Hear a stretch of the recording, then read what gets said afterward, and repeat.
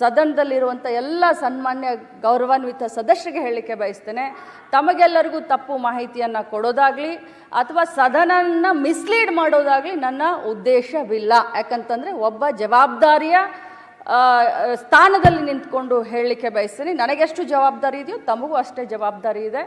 ನಾನು ಖಂಡಿತವಾಗಲೂ finance minister Siddaramaiah ಸಾಹೇಬ್ರಿದ್ದಾರೆ, ಮುಖ್ಯಮಂತ್ರಿಗಳಿದ್ದಾರೆ, ಫೈನಾನ್ಸ್ ಡಿಪಾರ್ಟ್ಮೆಂಟ್ ಹತ್ರ ಮಾತಾಡ್ತೀವಿ. ಯಾಕೆ 2 ತಿಂಗಳದ ವ್ಯತ್ಯಯ ಆಯಿತು, ಆಗಿದ್ರೆ ಅದನ್ನು ಮಾತಾಡಿ ಆದಷ್ಟು ಶೀಘ್ರದಲ್ಲೇ, ಮೊನ್ನೆ ಹೌಸ್ನಲ್ಲಿ ಮುಖ್ಯಮಂತ್ರಿಗಳು ಕೂಡ ಹೇಳಿದ್ದಾರೆ, ಅದನ್ನು ಆಗಲಿಲ್ಲ ಅಂತಂದರೆ ಶೀಘ್ರದಲ್ಲಿ ಮಾಡ್ತೀವಿ. ಬಟ್ ಇದರ ಅರ್ಥ ಆ ದುಡ್ಡನ್ನು ಬೇರೆ ಕಡೆ ಡೈವರ್ಟ್ ಆಯಿತು, ಅದಾಯಿತು ಇದಾಯಿತು ಅಂತಲ್ಲ.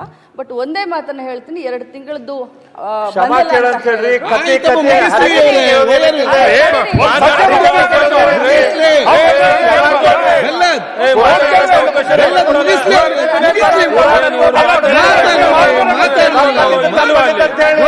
ವಿರೋಧ ಮಾಡ್ತಾರೆ ನೀವು.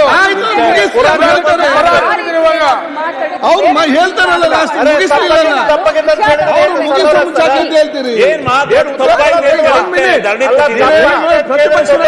ಮಾತಾಡ್ತಾರೆ ಶಿವಲಿಂಗ ಕೂತ್ಕೊಳ್ಳೊಮ್ಮೆ.